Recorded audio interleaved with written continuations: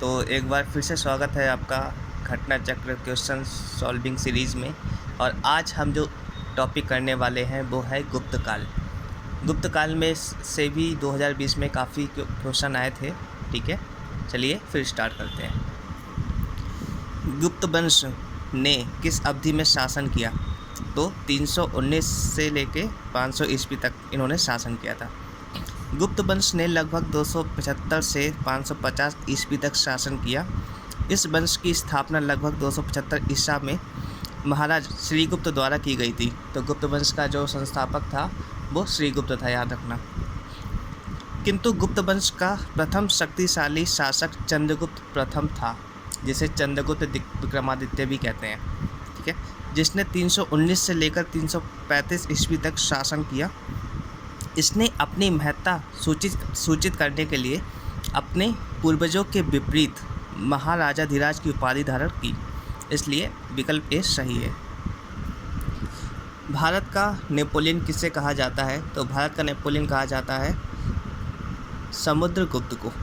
ठीक है, इतिहासकार विंसेंट स्मिथ ने अपनी रचना अर्ली हिस्ट्री ऑफ इंडिया में समुद्रगुप्त की वीरता एवं विजयों पर मुग्ध होकर उसे भारतीय नेपोलियन की संज्ञा दी है।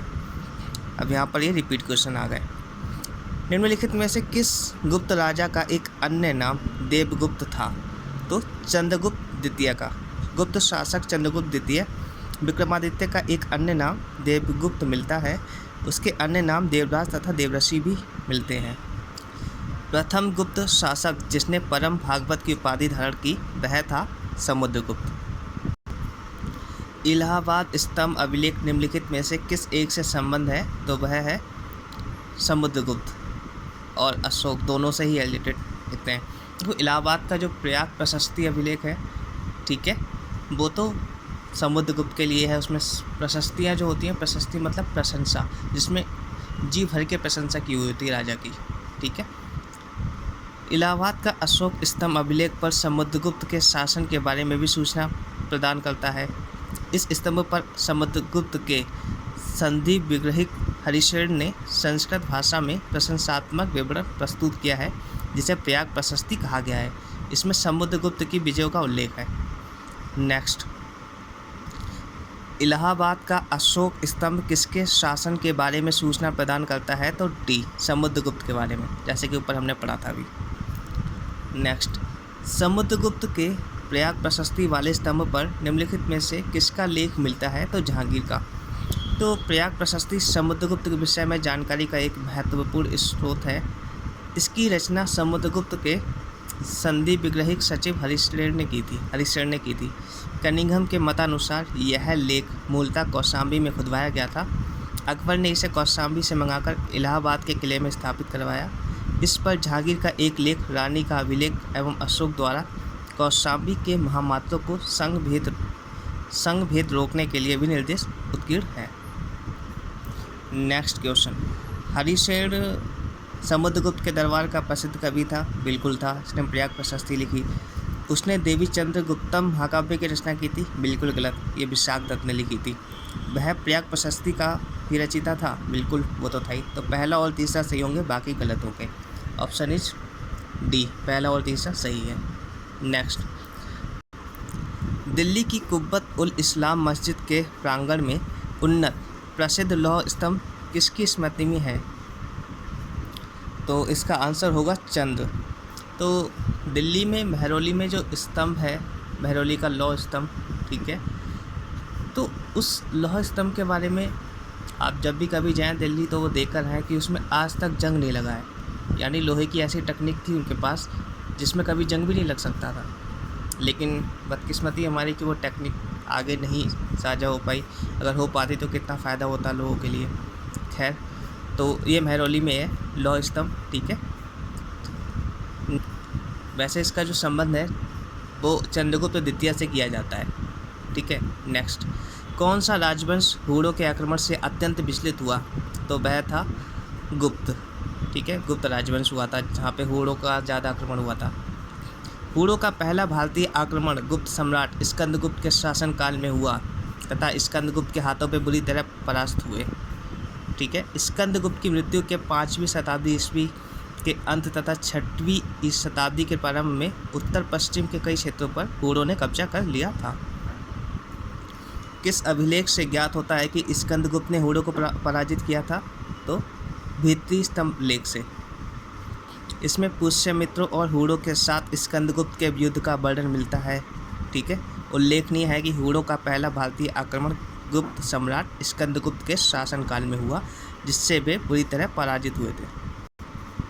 गुप्त साम्राज्य के पतन के विभिन्न कारण थे। निम्नलिखित कथनों में से कौन सा कारण नहीं था?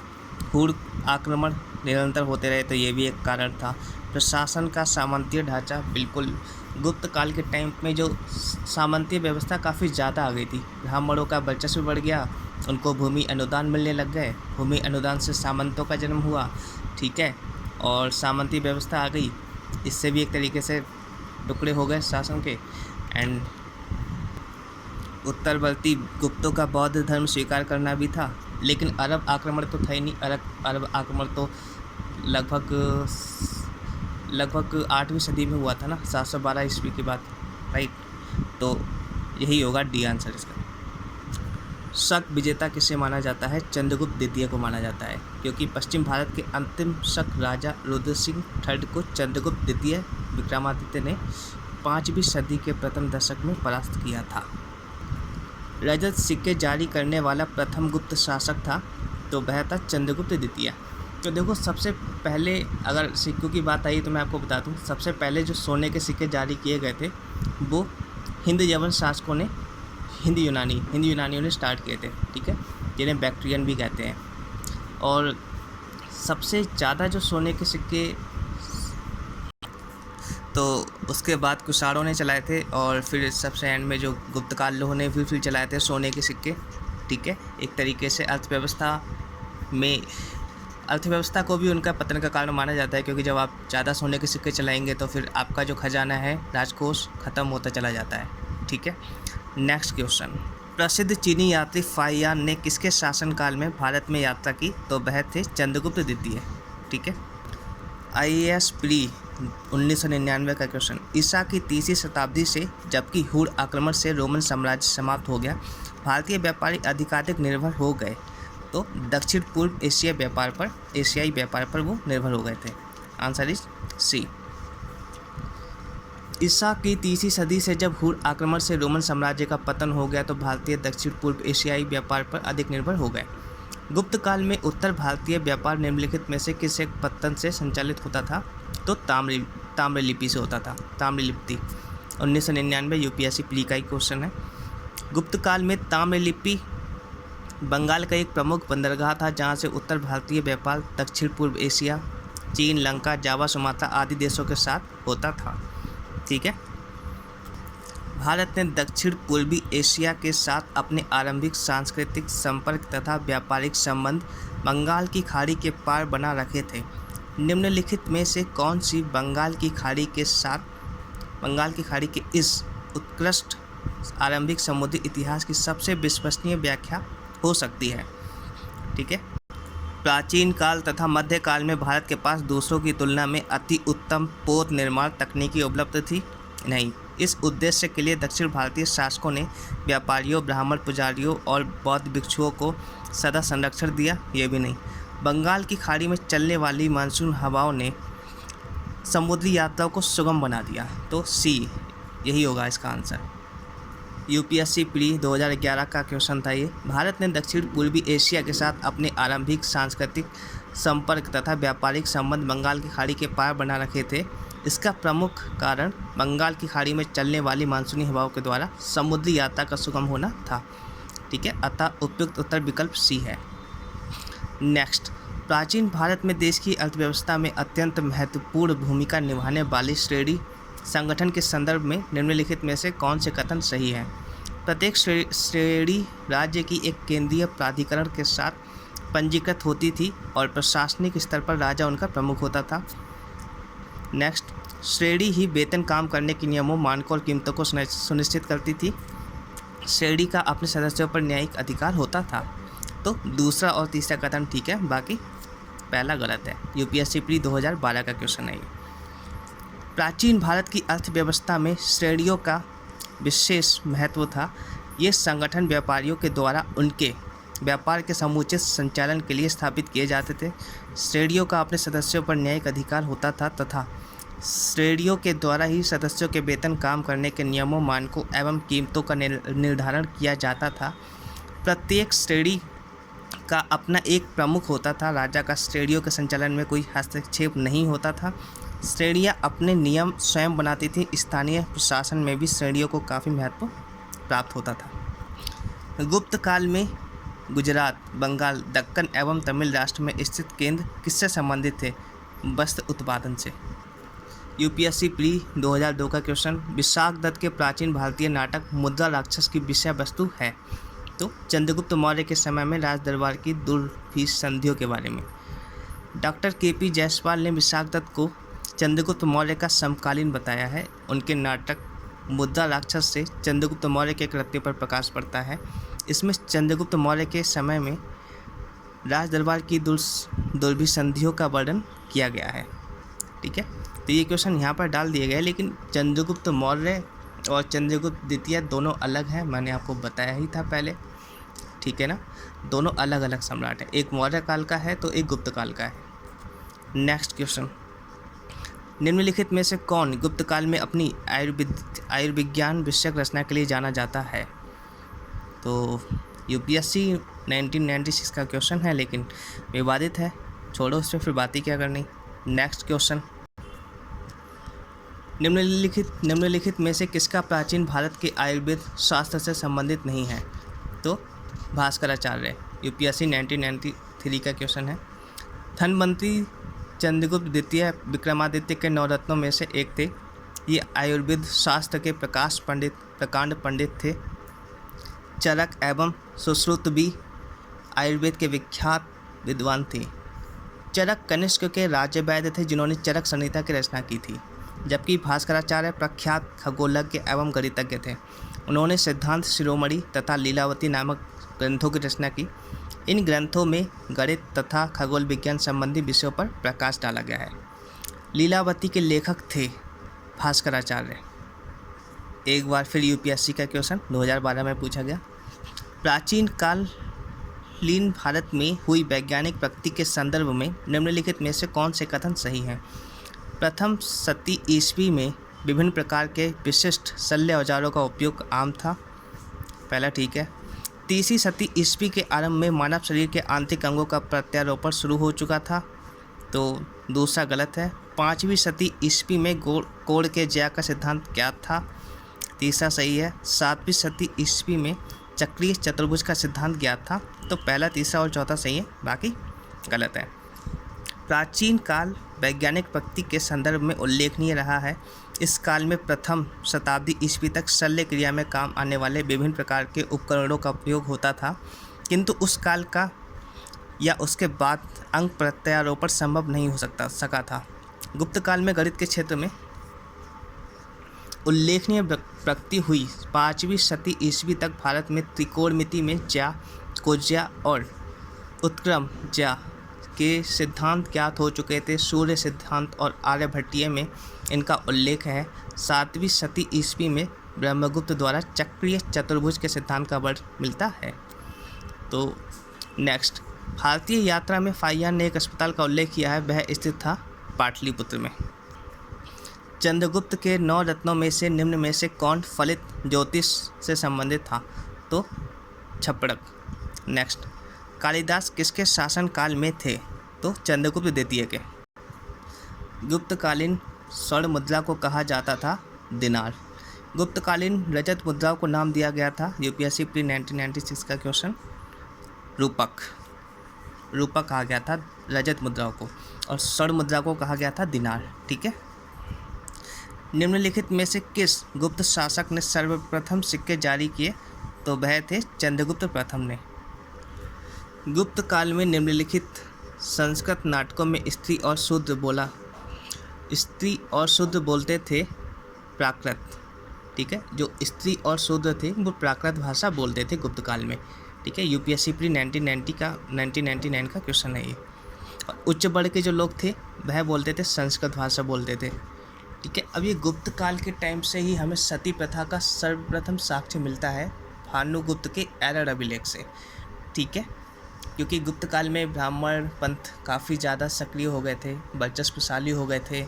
उन्होंने फिर रूल्स बना दिए थे कि जो वैश्य और शूद्र हैं उनकी महिलाएं तो काम पे जाएंगी, काम करेंगी, लेकिन जो उच्च जाति उच्च कुल की महिलाएं हैं, क्षत्रिय और ब्राह्मण, ठीक है, तो उनको बाहर निकलने की कोई अनुमति नहीं थी। अगर उनका पति मर गया तो उनके भी जीने का कोई अधिकार नहीं है, उनको भी अपने पति की चिता में कूदकर आग से जल कर मर जाना चाहिए। इस तरीके की कुरीतियाँ स्टार्ट हो चुकी थी गुप्त काल से।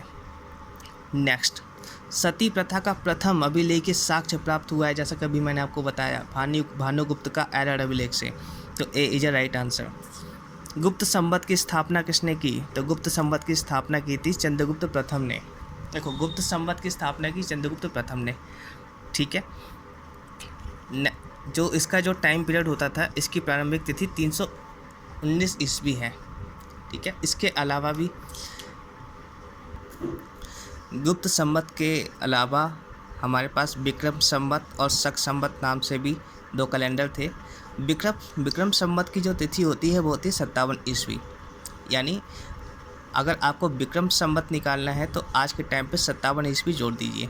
ठीक है, एक विक्रमादित्य नाम के राजा थे, उन्होंने विक्रम संवत स्टार्ट किया था। ठीक है, और इसके अलावा शक संवत देखने को हमें मिलता है। शक संवत जो है 78 ईस्वी माना जाता है। शक संवत निकालने के लिए आपको आज के टाइम से 78 साल कम करने होते हैं। ठीक है, कोई भी साल से अगर आपको शक संवत निकालना है तो 78 उसमें से कम कर दीजिए। ठीक है, तो ये कुषाण ने ये आपका चलाया था कनिष्क ने। तो आप ये फैक्ट याद रखें। नेक्स्ट क्वेश्चन, यहाँ पर कुछ राजा दे रखे हैं और उनकी जो उपाधियाँ हैं वो दे रखी हैं, जैसे अशोक, समुद्रगुप्त, चंद्रगुप्त द्वितीय और स्कंदगुप्त। इनको कौन कौन सी उपाधि दी गई थी? तो अशोक तो प्रियदर्शन था ही, ए का तो 2 होगा, तो C is a right answer. A का 2 से ही हमें आंसर मिल गया, C is a right answer. Samudragupta को क्या कहा गया है? परिक्रमांक कहा गया है।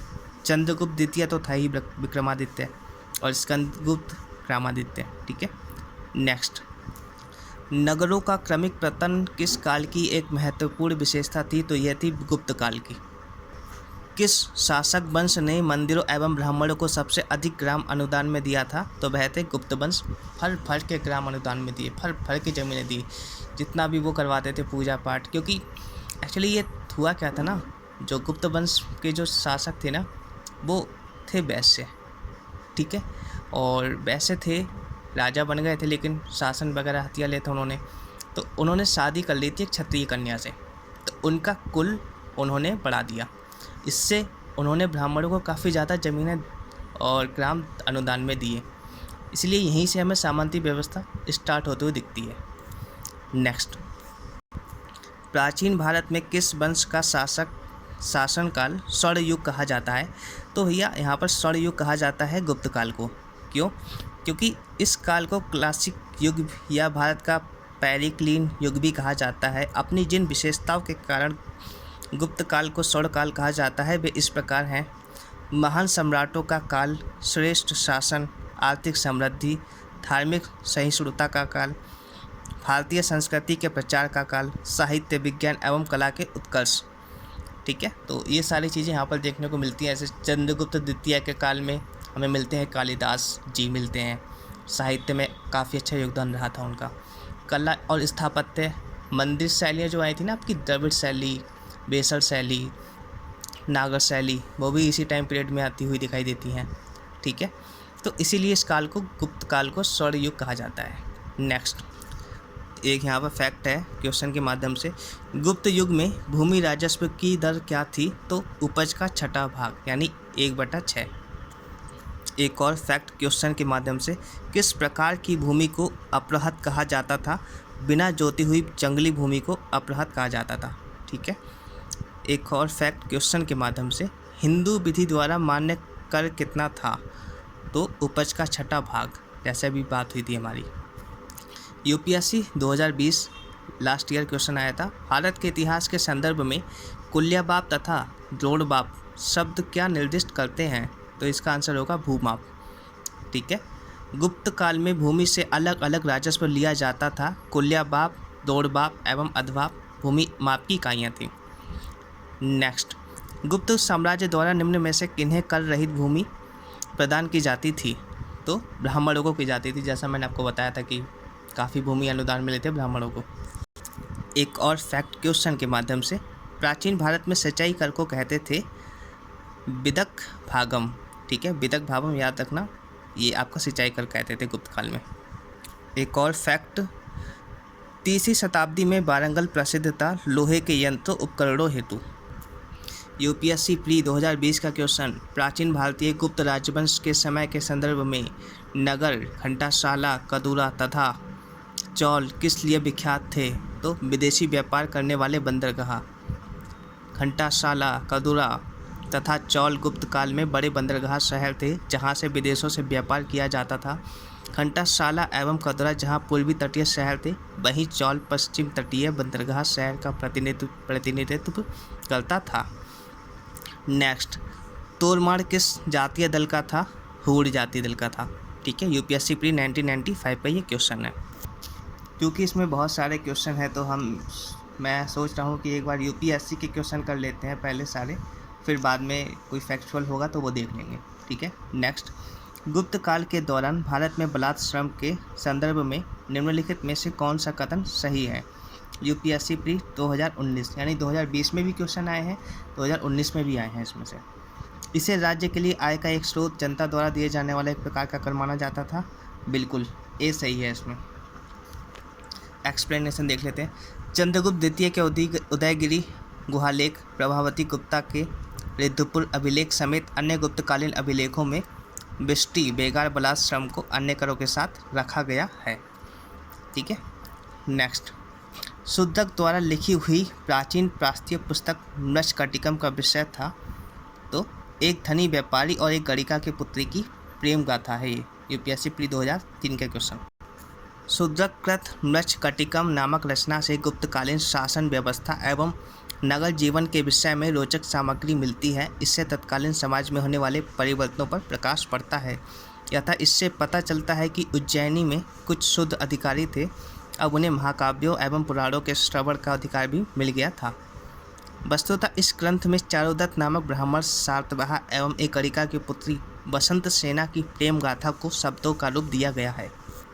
2013 में यूपीएससी में क्वेश्चन आया है, भारत में दार्शनिक विचार के इतिहास के संबंध में सांख्य संप्रदाय से संबंधित निम्नलिखित कथनों पर विचार कीजिए। सांख्य पुनर्जन्म या आत्मा के आवागमन के सिद्धांत को स्वीकार नहीं करता है। सांख्य की मान्यता है कि आत्मज्ञान ही मोक्ष की ओर ले जाता है, ना कि बाह्य प्रभाव तथा कारक। तो दूसरा इसमें कथन ठीक है, पहला कथन गलत है। यूपीएससी 2013 का क्वेश्चन है। तो सांख्य एक दर्शन है, इसके बारे में कुछ जान लेते हैं। सांख्य पुनर्जन्म तथा आत्मा के आवागमन के सिद्धांत को स्वीकार करता है। सांख्य दर्शन में अज्ञानता को ही दुखों का कारण तथा विवेक ज्ञान को उनसे मुक्ति का एकमात्र उपाय बताया गया है। ठीक है, आईएएस प्री 1994 का क्वेश्चन, जब तक जीवित रहो सुख से जीवित रहो, चाहे इसके लिए ऋण ही लेना पड़े, क्योंकि शरीर के भस्मीभूत हो जाने पर पुनरागमन नहीं हो सकता। पुनर्जन्म का निषेध करने वाली यह उक्ति किसकी है? चारवाकों की है। चारवाक कहते थे, घी पियो तो उधार लेके भी पी लो, लेकिन जीवन का भरपूर आनंद लो, क्योंकि इसके बाद कोई पुनर्जन्म नहीं होने वाला है आपका। ठीक है, नेक्स्ट, निम्नलिखित युग्मों में से कौन सा एक भारतीय षड दर्शन का भाग नहीं है? तो वह है लोकायत और कापालिक। यूपीएससी प्री 2014 का क्वेश्चन है। मीमांसा और वेदांत, न्याय और वैशेषिक तथा सांख्य और योग भारतीय षड दर्शन के भाग हैं। वेदों को मान्यता देने के कारण ही सांख्य, योग, न्याय, वैशेषिक, मीमांसा और वेदांत षड दर्शन आस्तिक दर्शन कहे जाते हैं। इनके प्रणेता क्रमशः कपिल, पतंजलि, गौतम, कणाद, जैमिनी तथा बादरायण थे, जबकि लोकायत और कापालिक भारतीय षड दर्शन के भाग नहीं है। बिल्कुल नहीं है ये। ठीक है, तो ये फैक्ट है, इसमें जो मैंने बताया वो याद कर लेना, एक बार आप इनको देख लेना। ठीक है, यूपीएससी प्री 1995 का क्वेश्चन, विक्रम संवत कब से स्टार्ट हुआ था? आपको बताया था मैंने, विक्रम संवत स्टार्ट हुआ था 58 ईसा पूर्व। यहाँ पर 58 दिया हुआ है तो 58 ही होगा, 57 या 58 कोई भी हो सकता है। ठीक है, तो ए का तो हो गया 4। शक संवत कब स्टार्ट हुआ था? बताया गया था आपको 78 ईस्वी में। किसके द्वारा? कुषाण शासक कनिष्क के द्वारा। ठीक है, गुप्त संवत ये भी आपको पता है 300 गुप्त संवत, एक मिनट, तो गुप्त संवत यहाँ पर है 320 ईस्वी। ठीक है, तो अगर आपको ये 3 पता है तो आप इस तरीके से आंसर निकाल सकते हैं, ए का 4, बी का 3, सी का 2, डी का 1। ठीक है, यूपीएससी प्री 1995 का ये क्वेश्चन है। नेक्स्ट, पुलकेशिन प्रथम का बादामी शिलालेख शक वर्ष 465 का दिनांकित है। यदि इसे विक्रम संवत में दिनांकित करना हो तो वर्ष होगा ए 601, 1997 प्री का क्वेश्चन था ये। ठीक है, एक्सप्लेनेशन देखते हैं इसका एक बार। शक संवत का प्रारंभ 78 ईस्वी से माना जाता है तथा विक्रम संवत का प्रारंभ 57 या 58 माना जाता है। अतः पुलकेशिन प्रथम के बादामी शिलालेख को विक्रम संवत से दिनांकित करने के लिए हमें वर्ष 465 में 78 और 58 को जोड़ना होगा। इस प्रकार 465 + 58 + 78 = 601 विक्रम संवत होगा। यूपीएससी प्री 2003 का क्वेश्चन है, नर्मदा नदी पर सम्राट हर्ष के दक्षिणवर्ती आगमन को रोका था, पुलकेशिन द्वितीय ने रोका था। ठीक है, तो answer is B. UPSC pre 2013 का क्वेश्चन, भारत की यात्रा करने वाले चीनी यात्री युआंगचांग वेनसांग ने तत्कालीन भारत की सामान्य दशाओं और संस्कृति का वर्णन किया। तो इनमें से कौन से कथन सही है? सड़क और नदी मार्ग लूटमार से पूरी तरह सुरक्षित थे, ऐसा लिखा है, क्योंकि उसको तो खुद ही लूट लिया गया था, तो इसलिए पहला तो हो ही नहीं सकता क्योंकि उसे खुद लूट लिया गया था। नेक्स्ट, जहाँ तक अपराधों के लिए दंड का प्रश्न है, अग्नि, जल व विष द्वारा सत्य परीक्षा किया जाना ही किसी भी व्यक्ति की निर्दोषिता अथवा दोष के निर्णय के साधन थे। दूसरा ठीक है, व्यापारियों को नौघाटों और नौकाओं पर शुल्क देना पड़ता था, बिल्कुल। तो दूसरा और तीसरा कथन ठीक है, बाकी पहला कथन गलत है, तो आंसर इज बी। वेनसांग के अनुसार सड़कों पर आवागमन पूर्णतः सुरक्षित नहीं था। वेनसांग स्वयं कई बार चोर डाकुओं के चंगल में फंस चुका था, इस प्रकार कथन एक गलत है। और वेनसांग के अनुसार अपराध अथवा निर्दोष सिद्ध करने के लिए अग्नि, जल, विष आदि द्वारा दिव्य परीक्षाएं ली जाती थी। इसके अनुसार व्यापारिक मार्गों, घाटों, बिक्री की वस्तुओं आदि पर भी कर लगते थे, जिससे राज्य को पर्याप्त धन प्राप्त होता था। ठीक है, इसलिए दूसरा तीसरा कथन ठीक है। फिर यूपीएससी 2020 का क्वेश्चन फंस गया है यहाँ पर। निम्नलिखित में से कौन सा उपवाक्य उत्तर हर्षकालीन स्रोतों में प्रायः उल्लेखित हुंडी की स्वरूप की परिभाषा बताता है? तो आंसर होगा सी, विनिमय पत्र। यूपीएससी प्री 2020 का क्वेश्चन है। तो हुंडी का मतलब होता है विनिमय पत्र। ठीक है, चीनी तीर्थयात्री फाहियान ने कनिष्क द्वारा आयोजित की गई चतुर्थ महान बौद्ध परिषद में भाग लिया। चीनी तीर्थयात्री ह्वेनसांग हर्ष से मिला और उसे बौद्ध धर्म का प्रतिरोधी पाया। तो ना तो एक सही है इसमें, ना तो दूसरा। यूपीएससी प्री 2004 का क्वेश्चन है कि फाहियान गुप्त वंशी शासक चंद्रगुप्त द्वितीय के शासनकाल में आया था भारत। ठीक है, तथा 399 ईसा से 414 ईस्वी तक उसने भारत के विभिन्न स्थलों की यात्रा की। वेनसांग ने 629 ईस्वी में तांग शासकों की राजधानी चंगन से भारतवर्ष के लिए प्रस्थान किया। हर्ष वेनसांग से मिलने के पूर्व ही बौद्ध धर्म की ओर उन्मुख हो चुका था। वेनसांग से भेंट के बाद उसने बौद्ध धर्म की महायान शाखा को राजाश्रय प्रदान किया था तथा वह पूर्ण बौद्ध बन गया था। तो हर्ष बौद्ध से संबंधित था। ठीक है, अगर क्वेश्चन में आ जाए कि हर्ष किस धर्म से संबंधित था, तो बौद्ध धर्म से। भारतीय इतिहास के संदर्भ में, ठीक है, सामंती व्यवस्था के अनिवार्य तत्व निम्नलिखित में से कौन से थे? तो अत्यंत सशक्त केंद्रीय राजनीतिक सत्ता और अत्यंत दुर्बल प्रांतीय अथवा स्थानीय राजनीतिक सत्ता, भूमि के नियंत्रण तथा स्वामित्व पर आधारित प्रशासनिक संरचना का उदय, सामंत तथा उसके अधिपति के बीच स्वामी दास संबंध का बनना। तो दूसरा और तीसरा इसमें कथन सही है, बाकी पहला गलत है। यूपीएससी प्री 2015 का क्वेश्चन था, सामंत शब्द का उल्लेख कौटिल्य के अर्थशास्त्र में स्वतंत्र पड़ोसी के अर्थ में किया गया है। सर्वप्रथम अश्वघोष प्रथम शती ईस्वी ने बुद्ध चरित्र में इस शब्द का प्रयोग जागीरदार के लिए किया है। सामंती व्यवस्था का अंकुरण शक कुषाण काल में हुआ तथा राजपूत काल तक आते आते यह समाज में पूर्णतः प्रतिष्ठित हो गया। भारत में सामंती व्यवस्था कुषाणों से लेकर राजपूत काल, सल्तनत काल तथा मुगल काल तक प्रशासनिक व्यवस्था का अभिन्न बनी रही। इस व्यवस्था के चरमोत्कर्ष काल में भारत के राजनीतिक, सामाजिक, आर्थिक और धार्मिक जीवन पर इसका गहरा प्रभाव पड़ा। सामंतों के प्रशासन पर बढ़ते प्रभाव के कारण केंद्रीय सत्ता अत्यंत निर्बल हो गई। एक बार फिर से यूपीएससी प्री 2020 का क्वेश्चन, भारत के इतिहास के संदर्भ में निम्नलिखित युग्मों पर विचार कीजिए। ठीक है, तो भीलसा, द्वार समुद्र, गिरिनगर, स्थानेश्वर, इनके जो वर्तमान राज्य हैं वो कहाँ हैं? तो भीलसा है मध्य प्रदेश में, ठीक है, द्वार समुद्र है कर्नाटक में हलेबीडु, और गिरिनगर है गुजरात में, और स्थानेश्वर है आपका हरियाणा में। ठीक है, तो आंसर इज ए।